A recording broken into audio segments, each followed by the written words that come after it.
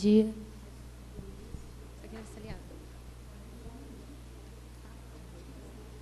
Bom dia.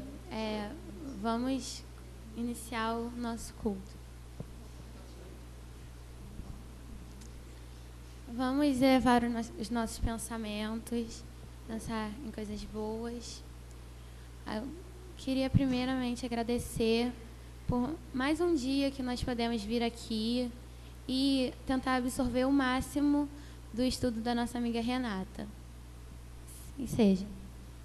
Aí agora a Tainá vai ler a página.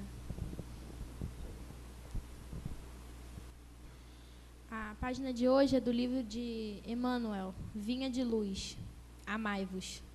Por norma de fraternidade pura e sincera, recomenda a palavra divina, amai-vos uns aos outros. Não determina seleções, não exalta conveniências, não impõe condicionais, não desfavorece os infelizes, não menoscaba os fracos, não faz privilégios, não pede o afastamento dos maus, não desconsidera os filhos do lar alheio, não destaca a parentela consanguínea, não menospreza os adversários. E o apóstolo acrescenta: não amemos de palavra, mas através das obras, com todo o fervor do coração. O universo é o nosso domicílio, a humanidade é a nossa família. Aproximemo-nos dos piores para ajudar, aproximemo-nos dos melhores para aprender. Amarmo-nos servindo uns aos outros, não de boca, mas de coração, constitui para nós todos o glorioso caminho de ascensão. Só queria destacar que no Evangelho segundo o Espiritismo, no capítulo 11, Instruções dos Espíritos, a lei do amor, diz o seguinte: feliz aquele que ama, porque não conhece as angústias da alma, nem as do corpo. O amor é de essência divina, desde o mais elevado até o mais humilde. Todos vós possuis, no fundo do coração, a centelha desse fogo sagrado. É um fato que tendes podido constatar muitas vezes.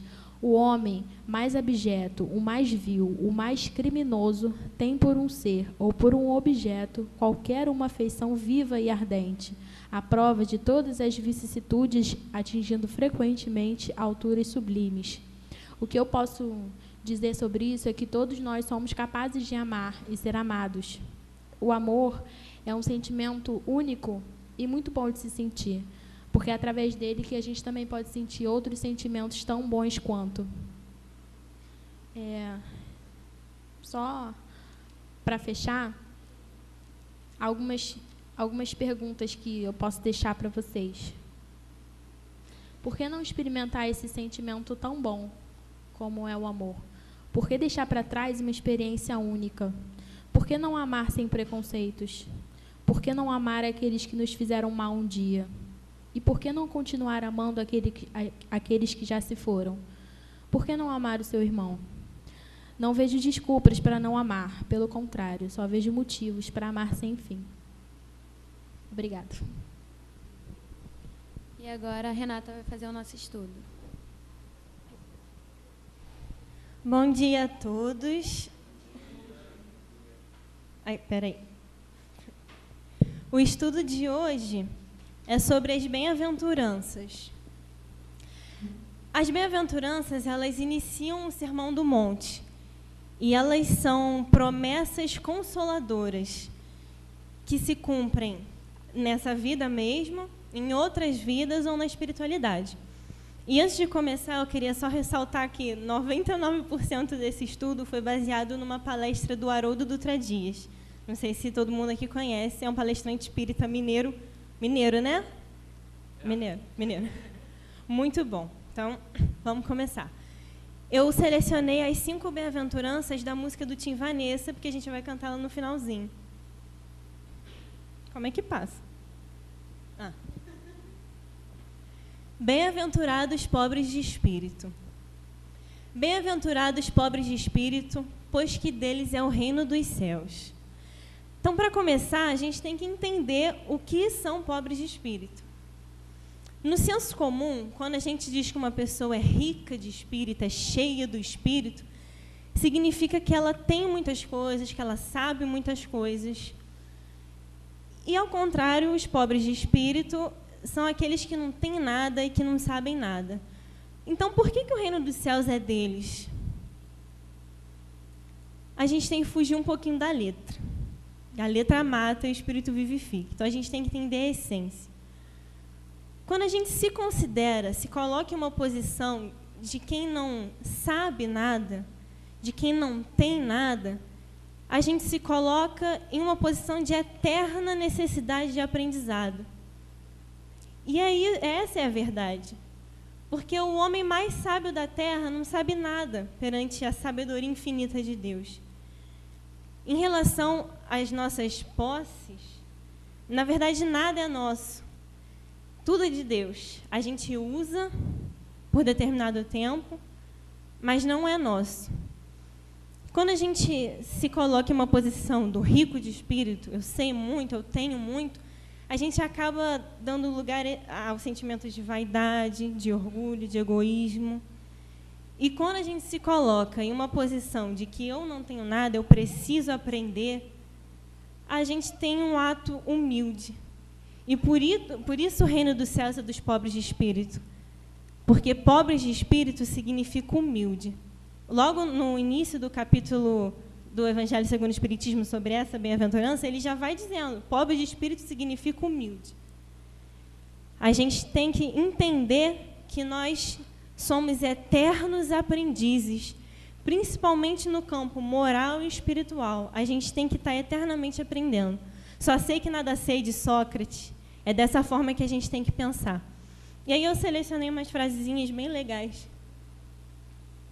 O pobre de espírito é aquele que se posiciona diante de Deus como um receptor, pois sabe que de si mesmo não é capaz de nada, mas que, obedecendo às leis divinas, ele pode tudo.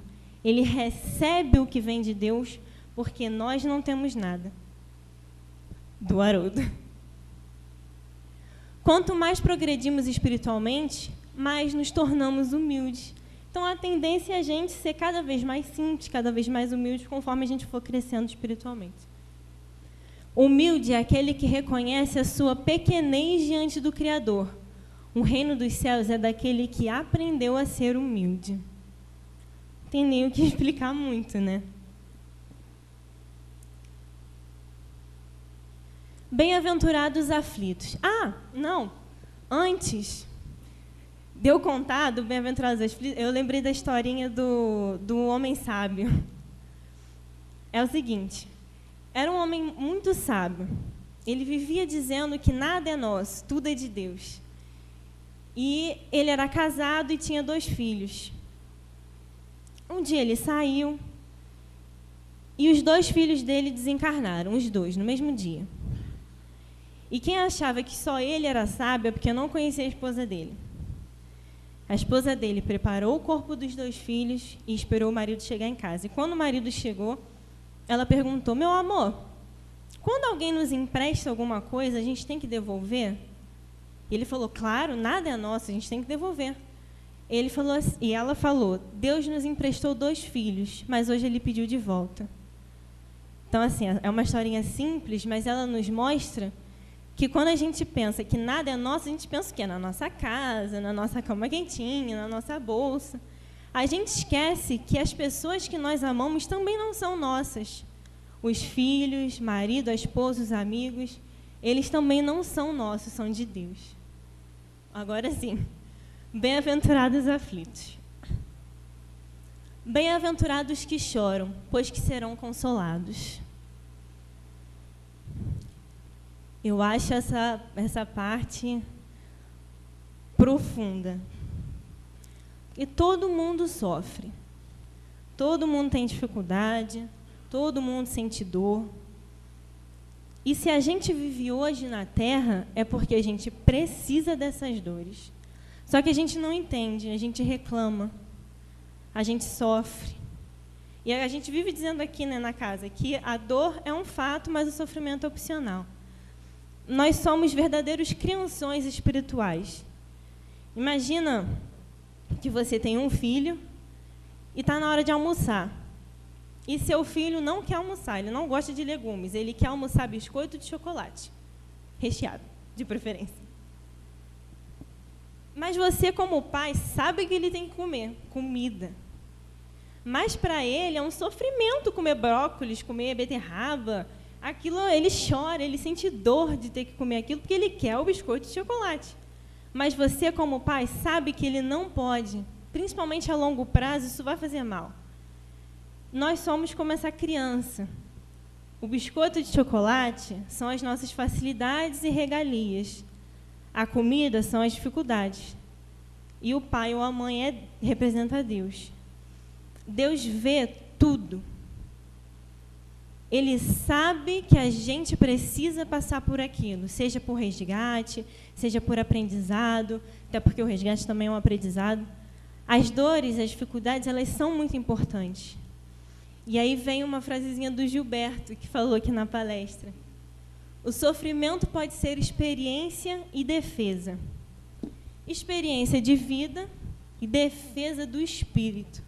Porque, muitas vezes, aquela doença, aquela dificuldade financeira, elas são como remédios preventivos para que a gente não caia em nossas próprias desgraças. Só que a gente não entende e a gente reclama. Se nós entendemos que Deus faz tudo o que é melhor para a gente tem que ter fé que aquela dor é muito importante. E, acima de tudo, a gente tem que confiar em nós mesmos, porque Deus confiou. Eu costumo falar que Deus dá o frio de acordo com o cobertor. Se você tem um lençolzinho, você não vai aguentar muita coisa ainda. Mas se você tem um cobertor, Deus vai mandar logo neve, porque você aguenta e aquilo é importante para você. Então, a gente tem que confiar em nós mesmos, se a gente confia em Deus. Tem outra frase do Gilberto também para ilustrar. A lei de Deus não é punitiva, é educativa, de aperfeiçoamento. Da mesma forma que o pai não deixar o filho comer o biscoito de chocolate ao invés dos legumes, ele está educando. E, da mesma forma, Deus faz isso com a gente, com as nossas dificuldades, com as nossas dores. Ele está educando. Deus é infinitamente bom e misericordioso, ele jamais puniria. Tudo isso tem uma razão maior. É que a gente é pequenininho, a gente não consegue entender.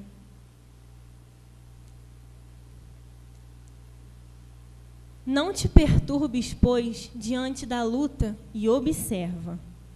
O que te parece derrota, que são as nossas dificuldades, muitas vezes é vitória do Espírito, como Gilberto falou. E o que se te afigura em favor de tua morte é contribuição para o teu engrandecimento na vida eterna. Do livro Fonte Viva. Então é isso, a gente tem que passar por tudo. A gente pode chorar, mas chorar com resignação e fé, entendendo que aquilo é o melhor para a gente, mesmo que a gente não enxergue isso.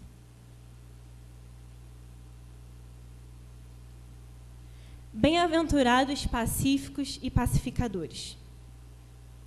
Bem-aventurados que são mansos, porque eles herdarão a terra. Bem-aventurados pacificadores, porque serão chamados filhos de Deus. Mansos é a mesma coisa que pacíficos, isso pode variar de tradução para tradução do Evangelho.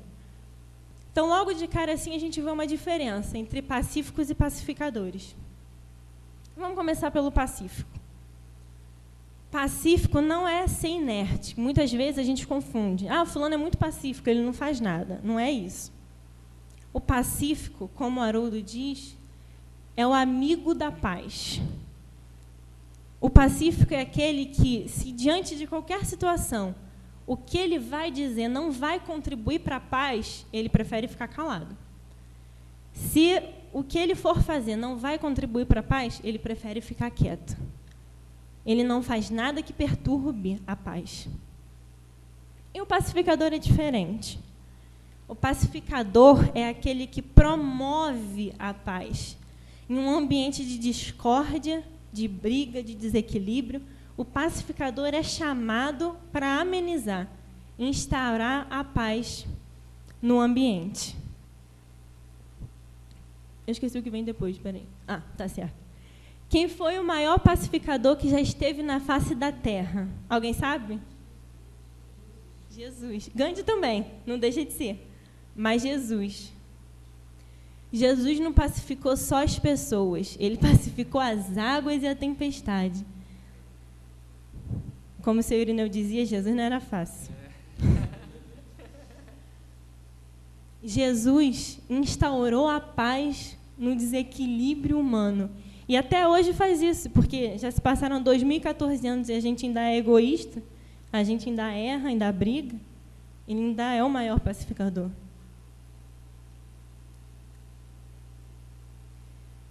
Como Haroldo diz, quem perde a paz, perde o juízo. Quando você perde o juízo, você perde a razão e perde o seu equilíbrio. E aí vem outra historinha do guru. Era um guru pacificador. Ele sempre era chamado para amenizar as brigas, as discussões. E aí um dia um casal procurou ele, que o casal estava brigando muito. E primeiro entrou a esposa na salinha do guru. E ela começou a falar mal do marido. Ele faz isso, ele faz aquilo, ele solta pum na minha frente, eu não aguento mais esse cara. E aí ela fala, aí o guru falou, nossa, mas a senhora tem toda a razão. E ela saiu feliz da vida, porque ela tinha razão. E aí entrou o marido. Fez a mesma coisa, ela faz isso, ela faz aquilo, não aguento mais ela está chata. E o guru falou, o senhor tem razão, é verdade. E o marido saiu todo feliz. Mas o discípulo do guru não entendeu aquilo. E ele falou, mestre, cada um disse uma coisa diferente, o senhor deu razão aos dois, isso está errado. E o guru respondeu, não é que você tem toda a razão? Então, quer dizer, é uma historinha simples, mas para mostrar que 90% dos nossos conflitos hoje é uma busca por quem tem razão.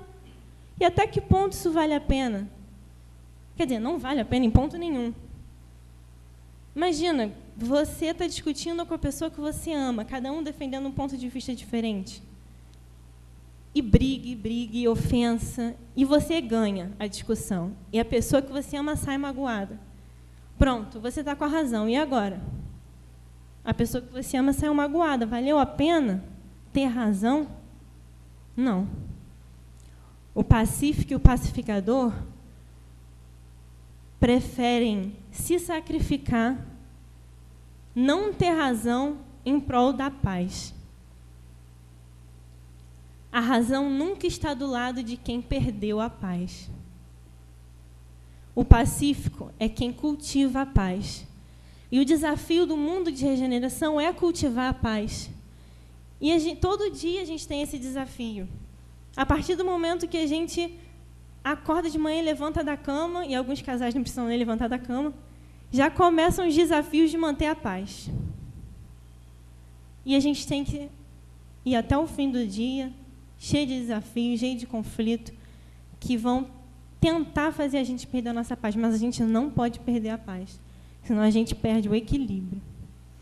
E, na verdade, quando a gente fala ganhar a razão, perder a razão, é uma falsa razão, porque, lembrando os pobres de espírito, a gente não sabe nada, porque a gente sabe muito pouquinho perante a sabedoria divina. Então, a gente briga por uma razão que, na verdade, nem existe.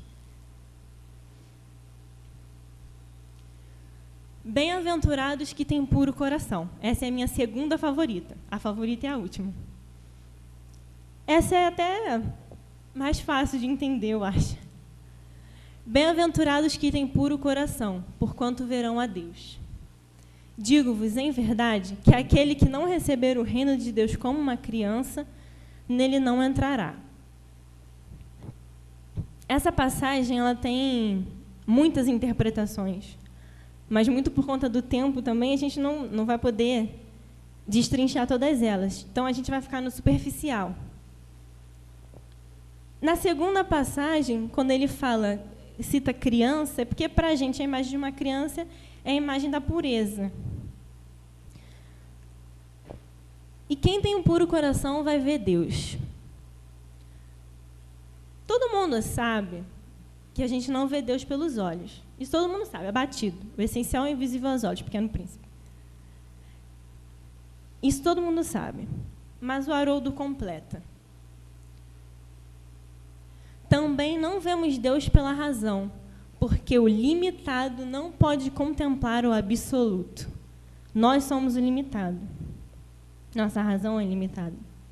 E Deus é o absoluto. Porque Deus é. E acabou. Deus é. Ele é a verdade, o caminho e a vida. Então, é como se a gente tentasse botar o oceano dentro de um copo d'água. É impossível. Nós, hoje, não temos capacidade ainda de entender plenamente o que é Deus. A gente não tem. Mas a gente tem, existe uma forma da gente agora sentir um pouquinho o que é Deus. E não é pela razão. Até porque o intelecto varia de pessoa para pessoa. Existe uma coisa que é igual para todos os seres. Alguém sabe o que é? Alguém chuta? O amor. Tinha que ser a Érica. O amor. Os nossos sentimentos. Todo mundo, todos os seres têm capacidade de amar, têm capacidade de se emocionar e de sentir. Até o pior bandido tem capacidade de amar, nem que seja o hamster dele, mas ele tem capacidade de amar. Ele pode não conseguir, porque o coração dele está sujo.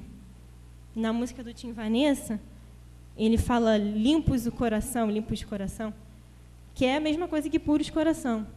Porque quem tem puro coração tem um coração limpo, limpo de todas as mazelas. Quanto mais limpo o nosso coração, melhor a gente sente Deus, mas todo mundo tem essa capacidade. Por isso que muitas pessoas, quando chegavam perto de Gandhi, de Madre Teresa, de Chico Xavier, eles falavam que é como se sentisse a própria presença de Deus ali. Porque é verdade, João Evangelista disse que Deus é amor. Quando a gente ama, a gente chega perto de Deus. Da nossa maneira, mas a gente chega perto de Deus. E essas pessoas, o Gandhi, Madre Teresa, o Chico Xavier e outros também, eles têm um coração limpo, então eles conseguem refletir Deus. Porque Deus está lá, Ele manda o amor infinitamente, o tempo inteiro. Só que quando o amor entra dentro da gente, se a gente tiver o coração sujo, o amor vai se sujar. E ele sai com ciúme, com egoísmo, com todas as mazelas que a gente tem ainda. E não reflete direito. Dessas pessoas, refletia melhor, porque eles têm um coração mais limpo. Eu acho que tem frasezinha depois. Não. Então, é isso. E quando relaciona com criança, é porque a criança reflete a pureza. E quem ama tem o coração limpo. E somente quem tem o coração limpo consegue perdoar. E essa é a minha favorita. Bem-aventurados que são misericordiosos, porque obterão misericórdia. Se perdoardes aos homens as faltas que cometerem contra vós, também vosso Pai Celestial vos perdoará os pecados. Mas, se não perdoardes aos homens quando vos tenham ofendido, vosso Pai Celestial também não vos perdoará os pecados. Agora, para tudo. Porque se a gente ler isso e levar ao pé da letra, não dá para acreditar em um Deus justo. Quem perdoa vai ser perdoado, quem não perdoa não vai ser? Como é que é isso? Então, mais uma vez, a gente vai ter que sair da letra e se aprofundar. Vamos imaginar o seguinte. A gente está aqui nessa sala com o ar-condicionado. O ar-condicionado está ali, gelando, mandando ventinho fresco. E eu estou cheia de casaco. Imagina que eu estou cheia de casaco. E eu reclamo, mas esse ar-condicionado não presta, está um calor, não estou sentindo vento nenhum. Mas quem está errado nessa história? O ar-condicionado ou eu que estou de casaco? Eu, né? Eu preciso tirar o meu casaco para poder receber o geladinho do ar-condicionado. E é como Deus. Deus está lá, mandando infinitamente a sua misericórdia, mas a gente está enrolado no casaco do egoísmo de novo, da vaidade, da maldade. A gente precisa tirar esse casaco, se abrir para o perdão. E, dessa forma, a misericórdia de Deus que está lá vai conseguir entrar na gente. E aí o Haroldo diz uma frasezinha que é fantástica. A misericórdia é um atributo do Criador. ela é infinita. Só que cada criatura recolhe da misericórdia infinita apenas a parcela idêntica à sua própria misericórdia. Quanto menos casaco você tiver, mais você vai receber o geladinho. É a mesma coisa. Quanto mais você se abre para perdoar, mais você vai conseguir fazer com que a misericórdia de Deus chegue em você. Por isso a gente não pode levar o pé da letra. E isso é para qualquer passagem. A gente muitas vezes não entende, mas é porque muita coisa está em sentido figurado. E aí eu pergunto, qual foi o maior exemplo de perdão que já existiu na face da Terra?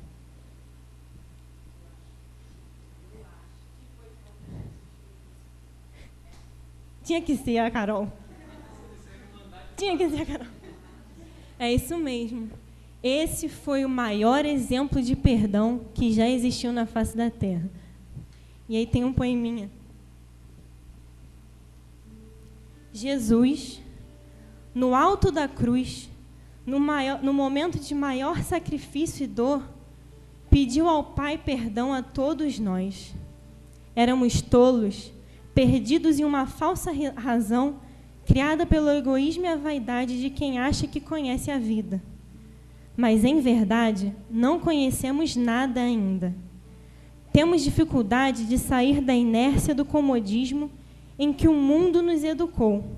Por isso, agora, 2014 anos depois, estamos de braços abertos para começar a aprender. E pedimos, Senhor, que o teu perdão seja exemplo de perdão a ser seguido por todos nós. E que comecemos por perdoar a nós mesmos.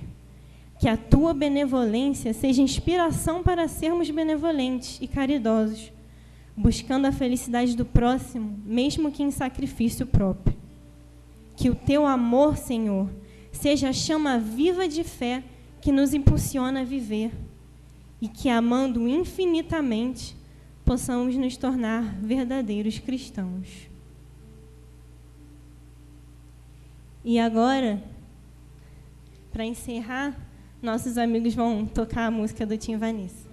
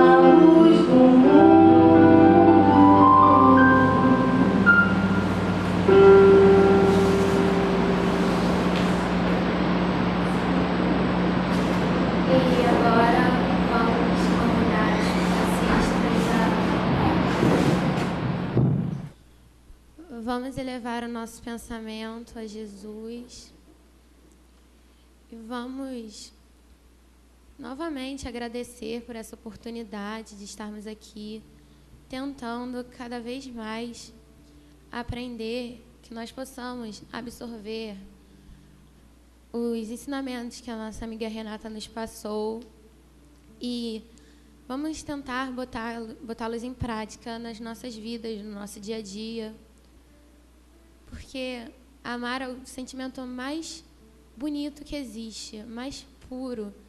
Quando você ama, você está se sentindo bem, você faz a outra pessoa se sentir bem também. Só o amor pode destruir e construir qualquer coisa. Assim seja.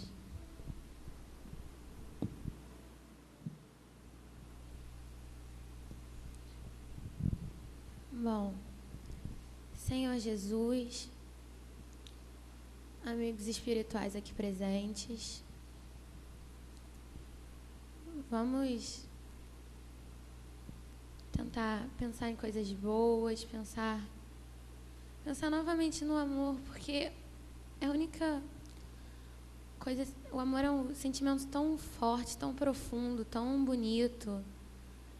E a gente vê tantos exemplos hoje de desamor, de pessoas que não conseguem, que mesmo tendo essa capacidade, nem tentam, às vezes, passar um pouquinho do amor que eles têm dentro deles para as outras pessoas.